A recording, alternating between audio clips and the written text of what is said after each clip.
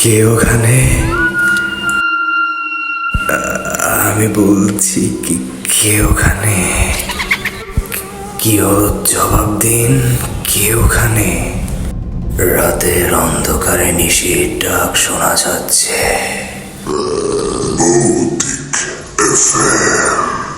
The night comes alive.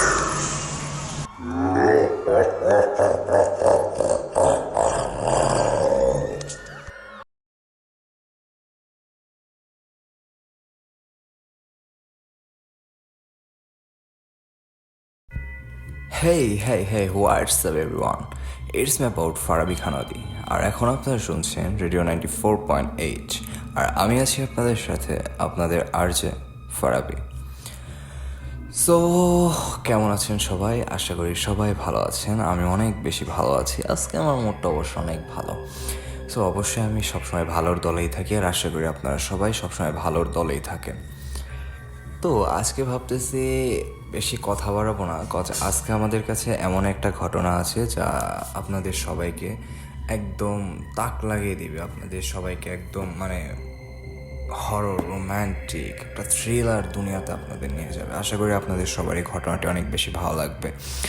যদি আমার এই ঘটনাটি আপনাদের অনেক বেশি ভালো লাগে তাহলে অবশ্যই সাবস্ক্রাইব করে রাখবেন এবং লাইক করে আমাদের পাশেই থাকবেন, এবং সাবস্ক্রাইব করার পর বেল আইকনটি বাজিয়ে দিবেন যেন নতুন নতুন ঘটনা আমি ইউটিউবে বা ফেসবুকে ছাড়ার পর আপনারা সঙ্গে সঙ্গে সেখানে পেয়ে যান। আর যারা এই ঘটনাটি ফেসবুক পেজ থেকে শুনছেন তারা অবশ্যই ফেসবুক পেজটি ফলো দিয়ে আমাদের পাশেই থাকবেন এবং লাইক করে রাখবেন।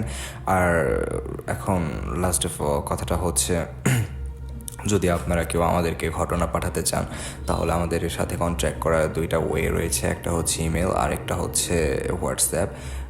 আমাদের কাছে প্রতিদিনই নতুন নতুন ইমেল আসছে এবং আমরা চাচ্ছি যে আমাদের ভৌতিক এফএমের জন্য অফিসিয়াল স্টোরি টেলার, অফিসিয়াল এরকম কিছু একটা করতে, নতুন কিছু করতে। অবশ্যই এটা নতুন না, অধিকাংশ সব ধরনের যে এফএম বলেন বা যত ধরনের ইউটিউব বা ফেসবুক সাইট বা পেজগুলো রয়েছে সবাই তারা এরকম অফিসিয়াল স্টোরি টেলার রাখে। সো এটা থাকতে হয়, কারণ চ্যানেলটা আমার একার না, আপনাদের সবারই চ্যানেল। আপনারা যারা শ্রোতারা আছেন, যারা শুনছেন ঘটনাগুলো, তারাও অবশ্যই চ্যানেলের ওপর সবারই অধিকার রয়েছে।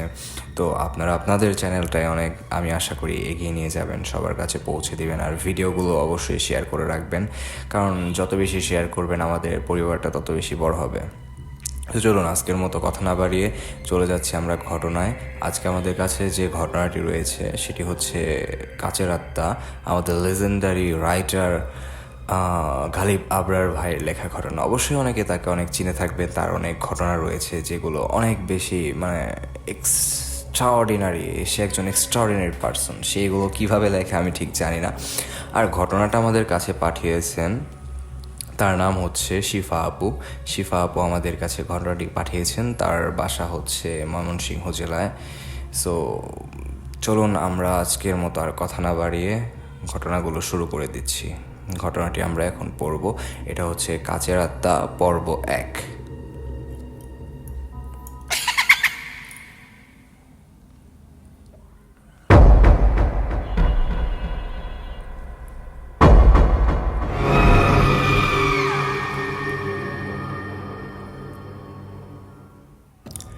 ঘটনাটি আমার কাছে যেভাবে এসেছে আমি ঠিক সেভাবেই পড়ছি।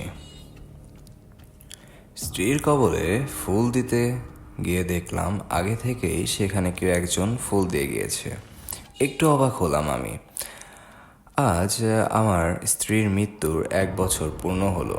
প্রতি মাসের 14 তারিখে এখানে ফুল নিয়ে আসি আমি, আর অনেক কথা বলি আমার স্ত্রীর সাথে। জানি না কেন মনে হয় সে আমার কথাগুলো শুনতে পায়।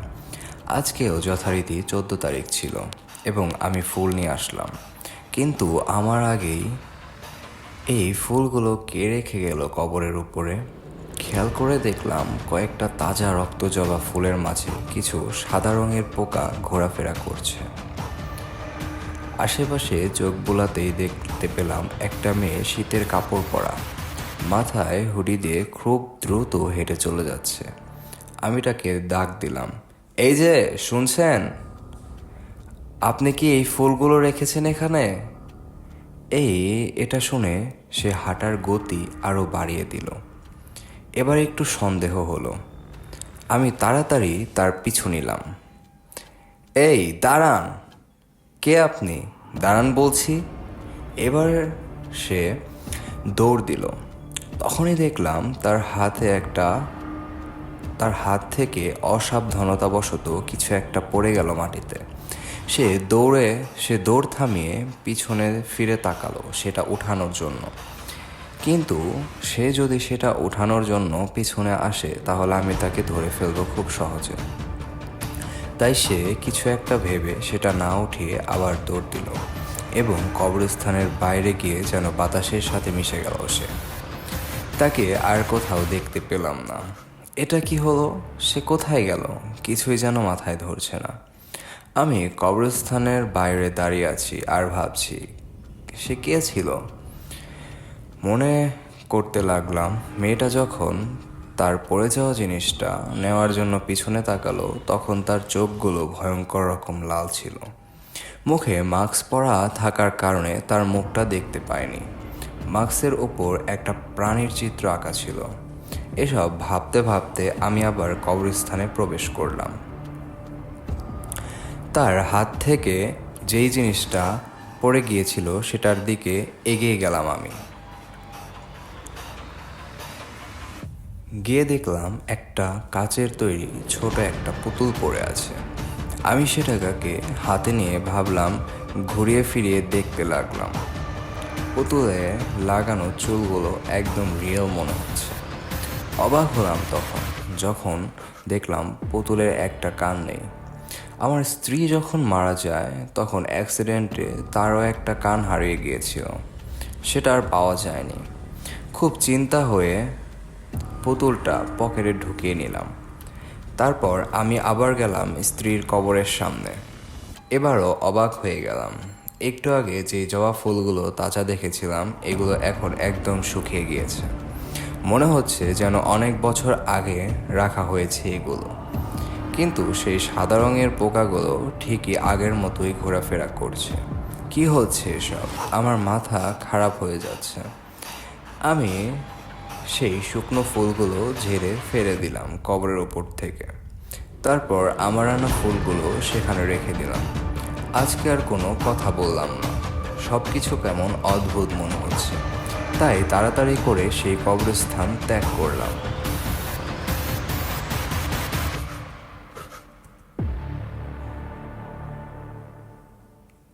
আমার নাম মোহাম্মদ রাফি। ছোটোখাটো একটা জব করি আর পাশাপাশি একটা মুরগির খামার পরিচালনা করি। যার কবরে ফুল দিয়ে এলাম সেই পৃথিবীতে আমার সবচেয়েতে আপন ছিল আমার স্ত্রী। তার নাম আরবি। গত বছর ভয়ঙ্কর এক ট্রেন দুর্ঘটনায় আমি তাকে হারিয়ে ফেলেছি। সেদিন ছিল মার্চ মাসের 14 তারিখ। তাই প্রতি মাসে 14 তারিখ আরবিকে ফুল নিয়ে দেখতে আসি আমি। কিন্তু আজকে যেন কেমন আশ্চর্যজনক ঘটনা ঘটে গেল। আমি এটার কোনো কুল কিনারা পাচ্ছি না ভেবে। আরবির সাথে আমার পরিচয়টা খুব অদ্ভুতভাবে হয়েছিল। তখন আমি এইচএসসি পরীক্ষা চলছিল। ইংলিশ পরীক্ষার সময় আমি গাইড থেকে কয়েকটা পৃষ্ঠা ছেড়ে প্যান্টের বেল্টের মাঝে লুকিয়ে নিয়েছিলাম। ইংলিশে খুবই দুর্বল ছিলাম আমি, তাই পাশ করার জন্য এই কায়দা ছাড়া আর উপায় ছিল না। কিন্তু আমি এখানেও ফেল করলাম।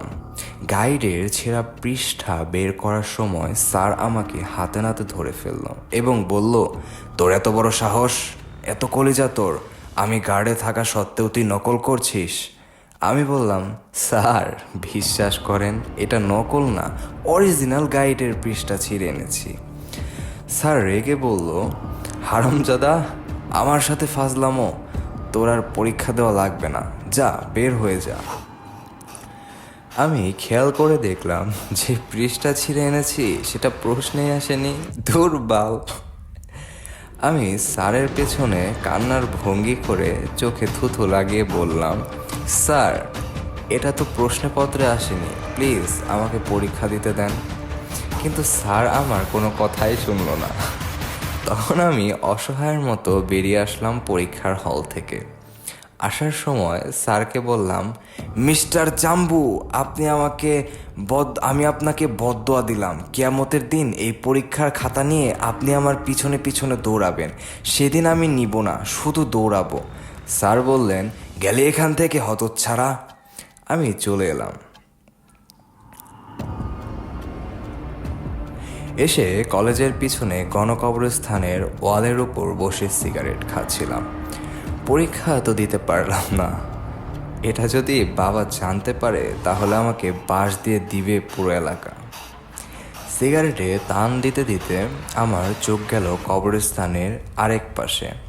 সাদা 3 পিস পরা একটা মেয়ে কিছু একটা খুঁজছে। দূর থেকে বুঝতে পারলাম মেয়েটা অদ্ভুত রকম সুন্দরী। তখন প্রায় দুপুর 12টা বাজে। ভাবলাম এটা কি সত্যি মানুষ নাকি জিন পরি হবে। ভাবতে ভাবতে হাতের সিগারেটটা ফেলে মেয়েটার দিকে এগিয়ে যেতে লাগলাম। যতই তার দিকে এগোচ্ছি ততই তার সৌন্দর্য আমার চোখ ঝলমল করে উঠছে। রোদের আলোতে তার চেহারা থেকে হীরার মতো রশ্মি ছড়াচ্ছিল। এই মেয়েকে তো আগে কখনো এলাকায় দেখিনি। কে এই মেয়ে? আমি একটু দূর হতে তাকে ডাক দিলাম, এই মেয়ে, কে তুমি? এখানে কি খুঁজছো? মেয়েটা একটু থতমত খেয়ে আশেপাশে তাকিয়ে মিষ্টি কণ্ঠে বলল, আমাকে বলছেন?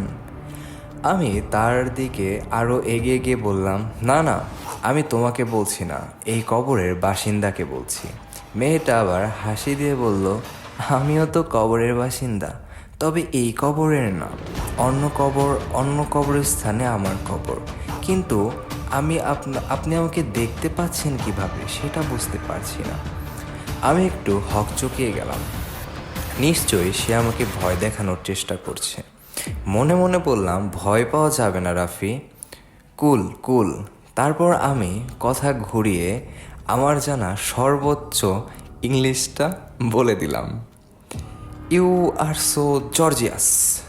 মেয়েটা আমারও হাসতে হাসতে বলল, আরে পাগল, ওটা জর্জিয়াস হবে না, গর্জিয়াস হবে। ইংলিশ না পারলে ইংলিশের অপমান করার কি দরকার? আমি তো বাংলা বুঝি, তাই না? আমি একটু লজ্জা পেয়ে বললাম, না মানে একটু আগেই ইংলিশ পরীক্ষা থেকে সাসপেন্ড হয়েছি, তাই একটু বলার চেষ্টা করলাম। এখন মনে হচ্ছে আমি সাসপেন্ড হওয়ারই যোগ্য। বাইদা রাস্তা, আপনি কে? আর এখানে কি করছেন? মেয়েটা বলল, আমি আরবি, এখানে নতুন এসেছি, সামনে 4তলা বিল্ডিংয়ে উঠেছি। এখানে আমার একটা শখের পুতুলটা হারিয়ে গিয়েছে। আমি স্বপ্নে দেখেছি পুতুলটা এই কবরস্থানের কোথাও আছে, তাই সেটা খুঁজছিলাম। আমি এবার হাসতে হাসতে বললাম, স্বপ্নে দেখেছেন বলে কি সেটা এখানে পাবেন? স্বপ্ন কি সবসময় সত্যি হয়? মেয়েটা এবার একদম আমার কাছে এসে আমার 2 চোখে চোখ রেখে বলল, আমার স্বপ্ন আপনার বাস্তবের চেয়েও বেশি সত্য। এই বলে সে আবার নিচের দিকে তাকিয়ে পুতুলটা খুঁজতে লাগলো। মেয়েটার ভাবভঙ্গি তেমন সুবিধার মনে হচ্ছে না। চেক করার জন্য আমি তার পায়ের দিকে তাকালাম। সে মানুষ না হলে পা উল্টো হবে না, পা তো ঠিকই আছে। এবার খেয়াল করলাম তার ছায়া আছে কিনা। শুনেছি জিন ভূতের নাকি ছায়া থাকে না। এবারও দেখলাম তার ছায়া আছে, তার মানে সে মানুষ, ভয় পাওয়ার দরকার নাই। আমি বললাম, যদি পুতুলটা এখানে সত্যিই থাকতো তাহলে তো এতক্ষণে পেয়ে যেতেন, নিশ্চয়ই কেউ পেয়ে সেটা নিয়ে গেছে। মেয়েটা এবার সত্যি খুব হতাশ হলো এবং আমার দিকে অসহায় দৃষ্টিতে তাকিয়ে বলল, সেটাই হবে হয়তো। পুতুলটা আমার অনেক শখের ছিল। ভালো থাকবেন রাফি। আমিও বললাম, আপনিও ভালো থাকবেন আরবি, আবার দেখা হবে। এই বলে সেখান থেকে ঘুরে চলে আসছিলাম। তখনই আমি থমকে দাঁড়ালাম। আরে, এই মেয়েটাকে তো আমি আমার নামই বলিনি, তাহলে সে আমার নাম জানলো কিভাবে? পেছনে ঘুরে তাকাতেই দেখি সেখানে কেউ নেই। আশেপাশে তাকাতেই দেখলাম মেয়েটা কবরস্থান পেরিয়ে অনেক দূরে চলে গেছে। এইটুকু সময়ে কোনো মানুষের পক্ষে এত দূর যাওয়া সম্ভব না। আমি অবাক হয়ে ভাবছি এটা কিভাবে সম্ভব। তখনই কেউ আমার নাম ধরে ডাকলো, রাফি আমি এখানে, রাফি আমি এখানে। ফিরে এলাম বর্তমানে। আমি কবরস্থান থেকে এসে ঘুমিয়ে গিয়েছিলাম। কারো ডাক শুনে আমার ঘুম ভাঙল, ঠিক সেই 5 বছর আগের মতো। রাফি আমি এখানে। তাকিয়ে দেখলাম রাত 1টা বাজে 10 মিনিট। ভাবলাম হয়তো স্বপ্ন দেখছি, তাই আবার ঘুমানোর চেষ্টা করলাম। তখনই মনে হলো আমার রুমে কেউ পায়চারি করছে। আমি আস্তে আস্তে চোখ খুলে তাকালাম, দেখলাম একটা কালো ছায়া ঠিক আমার পায়ের কাছে দাঁড়িয়ে আছে। আমি তাড়াতাড়ি চিৎকার করে উঠে বসলাম। তখনই সেই ছায়াটা অদৃশ্য হয়ে গেল। আবার সেই ডাক ভেসে এলো, রাফি আমি এখানে। আমি এবার বুঝতে পারলাম খুব খারাপ কিছু হতে চলছে এখন। তাই যত দোয়া দরুদ পারি সব পড়া শুরু করলাম চোখ বন্ধ করে। হঠাৎ মনে হলো খাটের ওপর কেউ উঠে বসেছে। সে ঠিক আমার পাশেই এসে জোরে জোরে নিঃশ্বাস নিচ্ছে। আমি আর থাকতে পারছি না। এবার উঠে দৌড় দেওয়া ছাড়া আর কোনো উপায় নেই। কি মনে করে যেন পাশে তাকিয়ে ফেললাম, যা দেখলাম 1 বছর আগে মারা যাওয়া আমার স্ত্রী আরবি আমার পাশে বসে আছে। এক বীভৎস হাসি দিয়ে বলল, রাফি আমি এখানে।